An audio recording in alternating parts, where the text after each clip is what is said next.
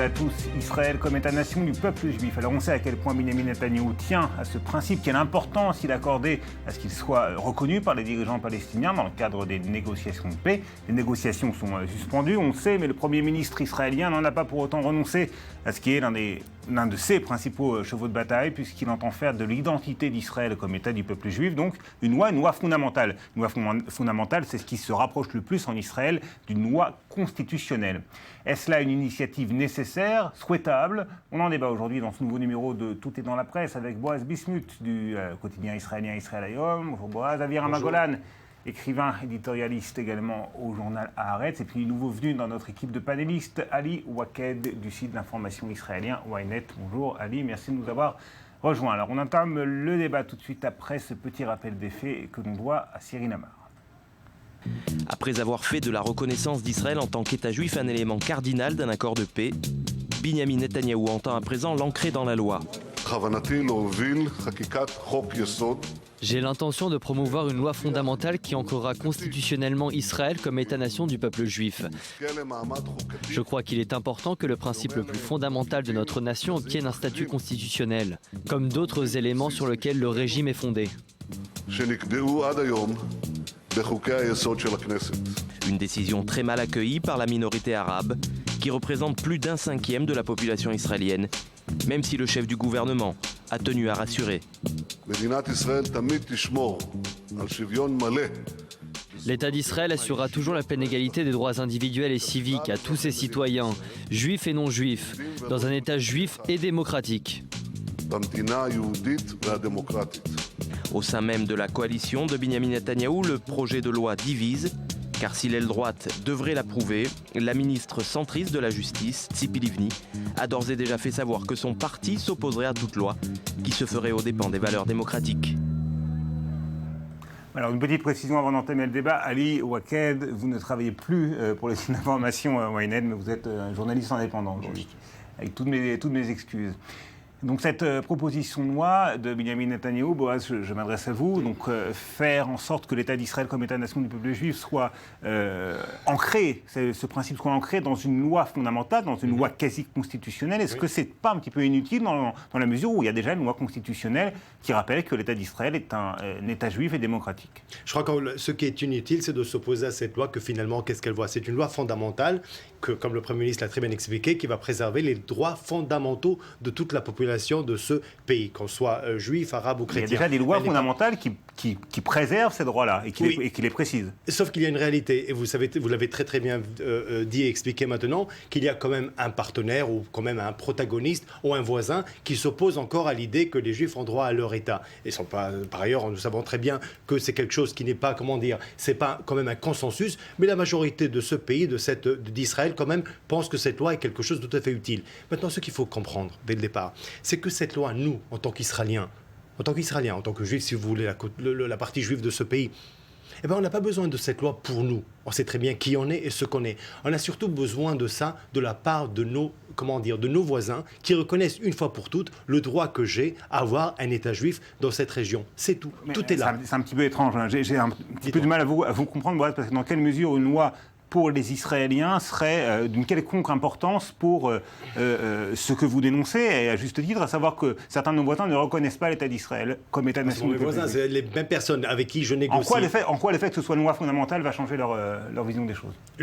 D'abord, dans une loi fondamentale, vous savez très bien qu'elle est dans la Constitution, même si elle n'a pas de Constitution, mais c'est une loi constituante, c'est une loi quand même qui a son importance, mais je répète encore une fois, lorsque les adversaires de cette loi, y compris à la Knesset, y compris au gouvernement israélien, il y a bien sûr que ceux qui s'opposent, ils ont tout le droit de le faire. Je leur explique que pour moi, à mon sens, cette loi est nécessaire, pas pour moi en tant que juif israélien, elle est importante pour moi que l'autre côté accepte cette idée pour l'avenir. Comment est-ce que vous allez réagir si demain matin les Américains, M. Obama, est le président des chrétiens américains? Comment est-ce que vous allez, vous allez réagir? Deux, c'est vrai que le but de M. Netanyahou, c'est de clarifier quelques points vis-à-vis des Palestiniens de l'OLP, mais il y a ici 21% de la population en Israël qui voit que l'exclusion de la minorité palestinienne arabe en Israël devient institutionnalisée, proclamé par le Premier ministre. Il n'y avait pas un processus de dialogue. Benjamin Netanyahou a dit tout à fait le contraire dans ce le gouvernement devait entamer un dialogue avec les différents groupes au sein de l'État israélien. Les Arabes, comme Boaz dit que les Juifs savent qu'ils sont dans un État juif. Et je veux dire une vérité qui n'est pas tout à fait bien entendue par les Arabes. Les Arabes aussi savent qu'ils sont dans un État juif. Mais institutionnaliser cette définition pour la minorité arabe, c'est institutionnaliser leur exclusion. Pour le moment, tout on est d'accord, droite, gauche, institution, opposition, que la minorité arabe souffre d'une discrimination, souffre d'une exclusion. Il faut donner le point à ces sentiments auprès des Arabes avant d'entamer cette proposition de loi qui vise vraiment les Arabes. Je vais tourner un peu à la question de l'essence de ce mot. Un État juif. C'est quoi l'État juif? C'est quoi l'État juif? Benjamin Herzl a parlé de l'État pour les Juifs, c'est-à-dire l'État, la nation. Il n'y a pas question dans la proposition de loi. On a une grande question autour de. Il faut être précis sur les termes, vous avez raison. Voilà, le terme est très très compliqué. Aujourd'hui, si on parlait de ça au moment de la proclamation d'indépendance à 48, c'est une autre chose, parce que c'était pas vraiment compris ni par le monde ni par nous. Et que ce nouveau État sera vraiment la maison pour tous les Juifs du monde. Attendez, une minute, s'il vous plaît. J'ai rien dit. Mais quand même, aujourd'hui, utiliser ce terme État juif est tout à fait le contraire que avait Herzl à sa tête à l'époque. Benjamin Netanyahou contre Herzl, c'est pas un petit peu... C'est pas Benjamin Netanyahou, c'est la droite. Contre le sionisme tel que Herzl le concevait. Ce n'est pas aujourd'hui, ça n'a rien à faire avec le sionisme. Ça a beaucoup à faire avec les colons. Ça a beaucoup à faire avec le terme juif comme le voient les rabbins extrémistes des colons. Sur cette question de terminologie, il faut effectivement être précis. Il ne s'agit pas, en tout cas, c'est ce que j'ai compris, d'un État juif qui serait théocratique et dont la loi juive, la halakha, servirait de constitution, mais d'un État-nation pour le peuple juif. Et là, on se rapproche quand même plus de Herzl que des adeptes du Rav Kook. Pas du tout. Si on parle aujourd'hui d'un État juif, c'est très très clair par rapport à ceux qui parlent à la loi, qui poussent cette loi, qu'ils n'ont rien à faire avec Herzl et qu'ils ont tout à faire avec les termes comme ce terme est compris dans les colonies. Non, mais c'est fou, c'est assez dingue comment on s'attribue bien sûr Herzl pour un certain clan de cet État, et dès le moment où on propose quelque chose où la gauche n'est pas d'accord, tout de suite le mot magique extrémiste. Alors un instant, le mot... Il n'a pas été prononcé par... Non, mais pas moi, mais que quand même l'extrémiste, je viens de l'entendre sur ce plateau. Je vais expliquer quelque chose. Il y a quand même, nous ne sommes pas le seul État au monde d'Israël, heureusement nous sommes plusieurs dans ce monde. Souvenez-vous, quittons un petit peu, vous connaissez Avirama très très bien, l'Europe. Il y avait bien sûr tout ce conflit, tout ce débat, est-ce qu'il faut amener la Turquie à l'Union européenne ou pas? Et on avait parlé, bien sûr, on avait accusé la vieille Europe, l'Allemagne et la France, bien sûr, comme cette vieille Europe chrétienne qui s'oppose à ce que des musulmans vont les rejoindre. Donc vous voyez très bien qu'on n'a pas... Un instant, je vais finir. Dans le débat religieux alors qu'il s'agit d'un débat national. J'explique justement. Non, mais j'explique.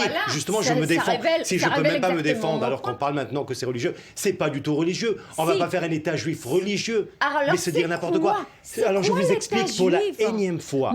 Un État juif n'est pas pour que moi j'ai une kippa sur la tête et qu'on devient un deuxième Iran. Pas du tout. Même si le respect de la religion n'est pas quelque chose de blasphème. On peut aller à la synagogue sans être extrémiste. Je ne parle pas de la religion, mais je parle des valeurs des colonies. La volonté. Mais laissons les colons. Je habite Tel Aviv, je ne suis pas un colon. Bien que pour le Hamas, je suis aussi un colon.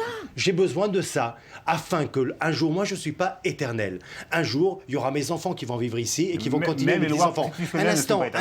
Un instant. Le souhait, c'est quand même que certaines lois le restent. Les constitutions sont là pour rester, à ce que je sache. Elles ne sont pas changées. On a vu aux États-Unis, en Grande-Bretagne. Nous n'avons pas, en Israël non plus, mais nous avons certaines lois qui tiennent depuis le départ. C'est vrai ou c'est pas vrai?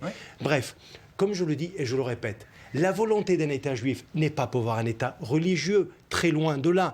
La volonté que je reçois, mais je finis. Spécificité, il y a d'autres groupes dont l'État juif... C'est que vous acceptez, une fois pour toutes, pas vous bien sûr, mais lorsque demain, mais je finis. C'est l'état du sionisme des Israéliens qui mais c'est quoi c'est quoi la définition de sionisme? Définissez-moi sionisme. C'est le retour des bouddhistes à la terre de je ne sais d'où. C'est quoi le sionisme? C'est quoi le sionisme? Vous dites vous-même, c'est quoi le sionisme? Le retour des Indiens en Inde? C'est déjà écrit, c'est déjà accepté par tous. Pas par tous, c'est pas vrai. Par le monde. Non, mais pas par les plus importants, par ceux avec qui je veux vivre en paix. Justement, par le plus important, c'est pas le monde. Alors vous créez une loi. Non, je crée pas, justement. Je veux justement. Ça, vraiment, c'est la faiblesse le problème. Alors, il faut savoir une chose. Classique. Il est temps qu'on comprenne en 2014 que le problème entre nous et nos voisins palestiniens n'est pas territorial. Il est justement le fait qu'on ne reconnaît pas que le juif a le droit d'avoir un État. Si je veux aujourd'hui oublier cela et justement résoudre un problème pour une période de temps, c'est pas ce que je veux. Alors la loi que vous créez ici, c'est pour les Palestiniens, vous allez... Mais les Palestiniens, depuis 20, 30 ans, 40 ans, ils disent non à tout. Cette loi a deux cercles de conséquences. Un, c'est l'extérieur avec vis-à-vis des Palestiniens dans les territoires et dans la diaspora, mais il a aussi des conséquences vis-à-vis des Palestiniens qui vivent dans l'État d'Israël, qui respectent la loi israélienne et qui veulent être partie du collectif israélien. Qu'est-ce que vous leur dites? Quand tu dis, moi je suis État juif, demain... Mon cher Ali Waked, mon cher ami, qu'on se connaît depuis très longtemps, heureusement que vous me dites ça. On a eu la chance, et vous êtes peut-être le premier à savoir, compte tenu du fait que nous étions dans la même école ici à Jaffa, donc vous connaissez très bien mes points de vue et l'éducation que j'ai de mes parents. Juste une chose. Donc pour moi, il n'y a pas. Pour moi, c'est-à-dire que si moi je viens à ton école à Jaffa, ça montre le respect que je porte pour toi et pour ta communauté. C'est-à-dire que c'est pas du tout un apartheid. Juste un mot. Justement, je termine. Mais quand même, à l'école, depuis tout petit, depuis 5-6 ans, j'ai grandi avec le fait que ce n'était pas mon pays ou ce n'était pas mon État. Alors c'est mon État, et le tien aussi, et le sien aussi, et de tous. Mais quand c'est le mien, faible. Mais malheureusement, je suis faible. La réalité a montré que j'étais faible. Oui, mais je veux me protéger. Mais toutes vos propositions, est-ce qu'elles ont réussi depuis 20-30 ans? Je suis obligé d'interrompre le débat. On va les vous avez échoué dans tout extraits depuis 20 ans. Pas vous, l'idéologie. On commence avec Uri Elitzour, qui s'est exprimé sur le site du Maariv, le NRJ. L'État d'Israël a été créé par et pour le peuple juif, telle est sa raison d'être. Juif et démocratique, ce n'est pas un oxymore, et la démocratie israélienne est suffisamment forte pour assurer la pleine égalité à un tiers de ses citoyens, c'est ce dont on parlait. Et puis, autre point de vue, celui de Ben Dror Yemini, qui vient de passer du Maariv au Yediot Ahronot. Il n'a rien d'antidémocratique dans le fait de vouloir consolider les caractères juifs de l'État d'Israël. Le problème, Boaz, c'est qu'en construisant à tout va dans les territoires, Netanyahou se contredit et sape toute chance de pérenniser l'État-nation du peuple juif. Mais c'était pas ça le débat. Alors, un petit peu quand même aussi. Non, maintenant, non, un instant. Le débat, c'est... Une seconde. L'État juif. Je parlais maintenant moi-même de deux choses. C'est le grand État juif qui il ne faut pas mélanger deux choses. Il y a une contradiction, comme le dit Ben Dror Yemini, entre le fait de vouloir ancrer dans la Constitution, enfin une loi fondamentale en Israël, le caractère juif de l'État d'Israël, et créer une situation sur le terrain en construisant qui peut risquer d'amener un État binational. Alors, je vais vous dire quelque chose. Vous m'avez invité, c'est pas la première fois que vous m'avez invité ici. Binational, mais juif, avec cette loi, ça ne sera pas un oxymoron, ça existait dans l'histoire. Il était un grand État binational dominé par une nation. Dans les élections précédentes, le parti de M. Lieberman, le ministre des Affaires étrangères, a voulu introduire dans la campagne une proposition de loi comme quoi les Arabes doivent exprimer leur fidélité à l'État d'Israël pour garder leur citoyenneté. Tout à fait. Maintenant, est-ce qu'à la prochaine campagne, ils vont demander que je respecte ou que j'exprime la loyauté et la fidélité à l'État israélien juif? Moi, je suis parti de l'État d'Israël, qu'ils veulent ou qu'ils ne veulent pas, qu'ils aiment ou qu'ils n'aiment pas. Maintenant, il faut prendre aussi mes consciences, mes sentiments, mes pensées quand on entame un projet de loi, un projet de loi pareil, surtout quand tout le monde sache, l'OSCE, tout le monde, que la minorité arabe ne se contente pas d'une égalité. Boaz et moi, les enfants de Boaz et les miens, ne se contentent pas de du même niveau d'enseignement, de boulot, etc., etc., etc. Il y a tout un tas de sujets. Il y a tout un tas de sujets. À la fin de l'émission, mais est-ce qu'il aurait fallu peut-être ajouter à cette loi fondamentale des garanties plus claires sur les droits des minorités non juives en Israël? Mais Israël a besoin très rapidement. Mais vous savez, on est pris en Syrie, on n'est pas dans les pays voisins, on est en Israël, on est une démocratie qui ne doit pas prouver ce qu'elle est. Je pense que si certains aujourd'hui essayent, y compris au sein même d'Israël, y compris dans nos propres médias, essayent de nous peindre dans des couleurs qui ne sont pas les nôtres, ça ne veut pas dire que nous, on doit aller. Je pense que les Arabes israéliens, je pense que quand même, vous avez évoqué de Lieberman. On est obligé de terminer, on en arrive à la fin de l'émission, juste un mot. Que la loi n'a pas encore été... Juste un mot. La réponse à ce que vous dites maintenant, c'est que si Dieu préserve un jour, on fait un transfert de population, Dieu préserve, les Arabes vont rester ici. Un nouveau numéro de Tout est dans la presse. Ça, c'est tout à fait. Mais bien sûr.